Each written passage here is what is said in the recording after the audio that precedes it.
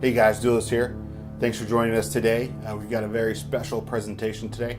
We've got a guest coming to us from far behind enemy lines, and I wanted to bring you his story. I think it's an important story.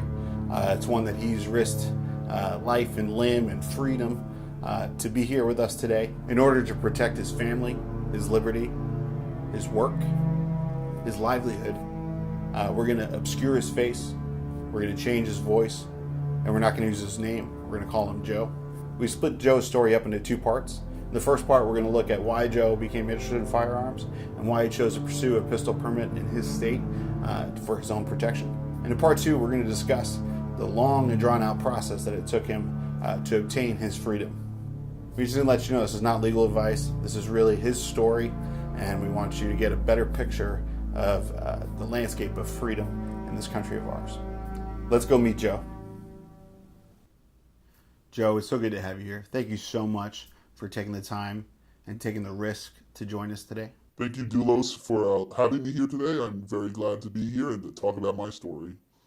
So, Joe, my first question is, when did you first realize you wanted or you needed a firearm? Where I live in New York, there is some strange people in my area. I sort of feel like I need some protection there, and also maybe even for my family. To give you a story of what sort of happened to me, one day I was actually just walking outside, going to work. It's early in the morning, like 7 o'clock, and all of a sudden this guy just runs up to me and asks me, can I give him a newspaper? It was like out of nowhere. I had nothing to protect me with. And he just runs up, and I just go get the newspaper and give it to him so he can go away from me, because I was like, what is this crazy guy doing running up in front of me? And then another day, once again, just going to my car, a lady who's on a cell phone yelling at who knows who, and it's like really raining hard. She wants me to drive her up to her road, which is like really on the bad side of my town. And I was like, I'm not driving you over there. And she starts yelling at me, and then cursing on the phone, saying, he won't drive me. It's just like, what is going on here? And these are not just the only moments this has happened. This has happened to me a few times, but those ones really stick out to me.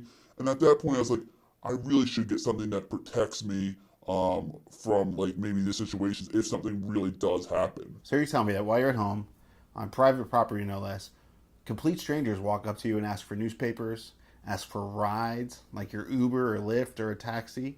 And then when you say, no, I'm sorry, I don't have any, or I'm not going to give you a ride, they get mad. It's just crazy. You would not expect like just people walking up to you when you're like 7 o'clock in the morning, running up to you or just asking you for a ride. It's just like, what is going on here? I don't know you. You don't know me. Why would you even ask me these type of things? And it's sort of scary in a way where you're like, this guy could have something that I don't have. Am I protected? And a lot of times I have my cousin come with me to places. Let's say he was there. I would be afraid for him as well. So I really don't want to be unguarded if something like that happens, even with him being there, because none of us have anything to really protect ourselves with. How long have you lived there? I've been there a little over 2 years now. Where you live, did you always feel this way? Well, where I lived before, I was pretty far out, away from the main city of where I live. So out there, no. But when I first got here, I thought it was going to be okay. But as time developed and I started living there longer, I did start noticing these weird things that happen to me and people that come around this area. So at first, no, but over time, yes. So before you moved in, did you know what the neighborhood was like? Yes, I did know the area I lived in before I actually went there, but I really didn't realize how weird it was going to be with the people that walk by there quite often, that it was going to be this unsettling. Do you have friends or family who live in that area? Yes, I actually work locally in this area where I do live. I'm only a few miles away from it. So what you're telling me is where you live and where you work is where you spend the majority of your time. This is my home of where I am. So yeah, I mean, I want to feel safe here where I live. I mean, it's all together in one. So since you've moved in the past few years, have things changed? Actually, a strange occurrence that happened a few months ago was somebody actually had an argument with another person and they were stabbed just like down the street.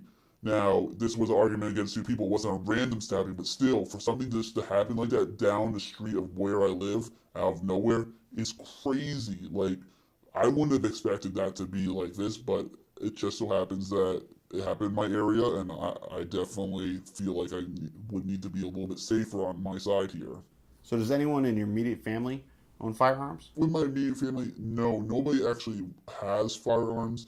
My brother was actually very big in ROTC for air rifle, so he shot like those type of guns, but nothing really that was like legit firearms.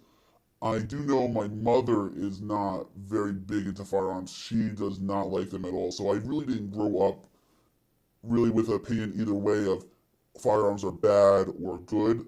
But I know my mom is a big fan of them. I know my dad's fine with them. He agrees and is fine with me having a firearm, and he supports it. I mean, there's no like he hates it. How dare you have a firearm? But my mom, if she would be like, why do you need that? You don't need that type of stuff. That would be more her reaction. My brothers and sister are fine with it. They're nothing really against it at all. I mean, once again, we all grew up together where it wasn't like push on us firearms are bad or never get them. So we're pretty accepting on all of it. We're all adults. We're grown up. We're out of the or out of the house. So we understand what a gun is, the responsibility of it. So we're not unfamiliar with this, or anybody's too young to really understand what this is. Would you consider yourself a man of faith or of a certain political stance? So yeah, my family we're Christian. We definitely believe in God. We definitely are very big into the Constitution, our rights here. We do believe in that we should have the right to bear arms and everything. We are very conservative on these type of rights and politics. And we feel like you should have the right to be able to bear arms and protect yourself, and that it's just a constitutional right. It's just part of every person who lives in America should be able to do these type of things. What's the general feel of the area you live in politically? Ooh, in the area that I'm in, I would say they're probably more on the side of no guns or against it. I don't think it's a very big area of, yeah, guns are okay to have. I think if there was like a vote or a choice, they would be against it. Yeah, for sure. As far as you know, is there an issue with gun crime or crime in general in your area? I know that the city, like just beyond me, not too far, there is a lot of gun crime. It is a problem. In my direct city, no. I know, like I said before, there has been like stabbings and other things. There has been a few shootings, definitely up in like the badder area of where I live, but not as consistent as just the town over, where it's one of the worst actually. I've lived in the same city, in a few different neighborhoods of it. There were several shootings in the area, not too far from where I live, not too far from where you are right now. And there's an even area pretty close by that's notorious for high crime, but it's pretty contained. It seems like perhaps that's spreading. So do your friends and family know about your firearm ownership? Are there some you would tell or wouldn't tell?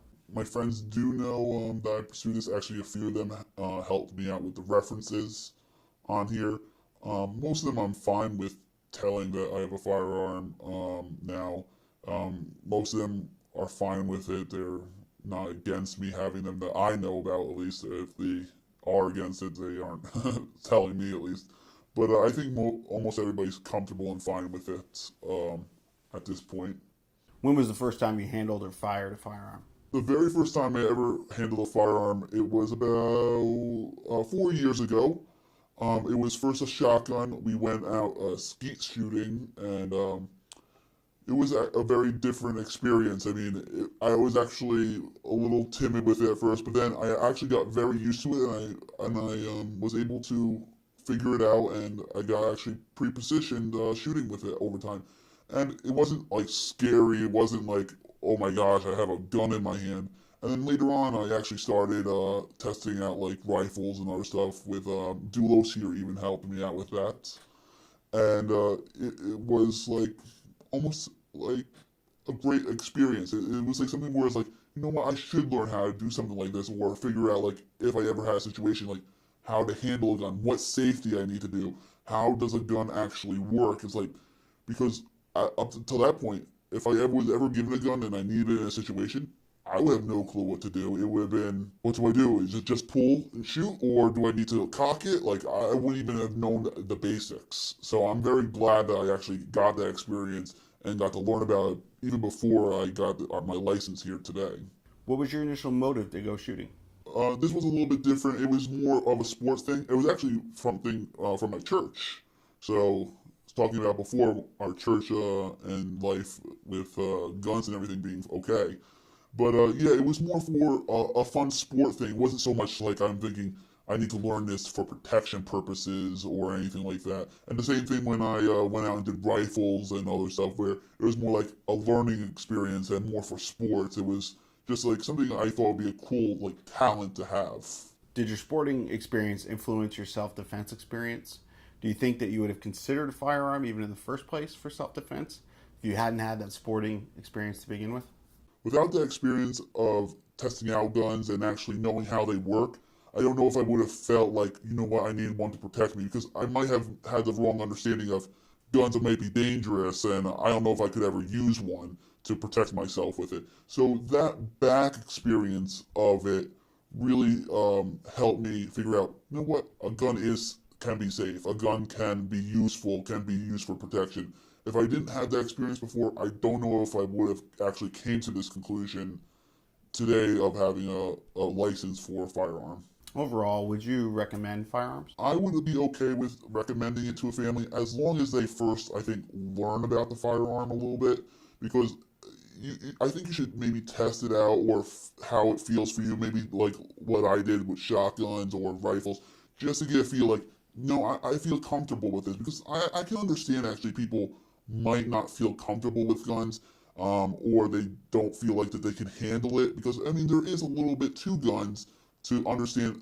There is a respect there, there is a safety that you need to know, and if you don't feel like you can handle that or whatnot, maybe guns aren't for you. I mean, I don't think it has to be for everybody, but it is something out there. So yeah, test it out first, see if you feel like you're safe with it. See if you can understand it, and then if you feel like that is something you can do, then yeah, I would recommend a gun. I would actually tell my friends, my family, go ahead, try it out. I recommend it, yes. So from before your first experience to now, have your views changed? My knowledge of firearms beforehand was definitely very limited. Once again, I was pretty neutral on is firearms bad or good. But after doing it and testing it, I'm definitely more of firearms are pretty safe as long as the person who is using them is safe and knows what they're doing. So it did help me figure out firearms more, like, yeah, this is actually an okay thing as long as the person understands this has to be respected, this is a firearm. Yeah, with beforehand I was neutral, didn't really have the understanding, but afterwards getting the experience, it makes more sense to me now than it was before, yeah. I think it's easy to see that involving your friends, your family, your coworkers, or loved ones in firearms, shooting sports, hunting, skeet shooting, things of that nature. Exposing them to safe firearms ownership and responsible ownership shows them that firearms are not something to be feared or outlawed, but that they're something to be respected, something that serves a purpose, something that can even be fun within the right rules and safety regulations. You know, it's really no wonder that a lot of political groups, politicians, the media want you to think that firearms are inherently scary, are inherently dangerous. On the table, nothing is going to happen to them. In the safe, nothing is going to happen to them. Handled properly, nothing bad is going to happen with them. But if they get you scared and irrationally thinking and not thinking it through and not realizing the truth and too afraid to even go near one or pick one up, or afraid or taboo to talk about it, then you'll never know that, and you'll fit right into their agenda. Firearms, when respected by the person, can be safe, because it's the person that can be evil. It's the person that can be unsafe. But an object in and of itself, it's not going to do anything. You know, the media, through movies, video games, the quote-unquote news, would like you to believe that they're absolutely scary. They're absolutely inherently dangerous, that no one should own them, no one should touch them, that they have no value. But they do have value. They have value in your freedom. They may not grant you spiritual freedom. There's only one way to spiritual freedom. But they can grant you physical freedom. So guys, please like, favorite, subscribe, all that good stuff. Again, I really appreciate you watching, commenting, and be a part of this channel. So please check out part 2. There will be links below for that to see just how drawn out, just how restricted his fundamental rights are in his state. From that, decide for yourself whether he lives in a free state or not. So may God bless you and keep standing up for what's right.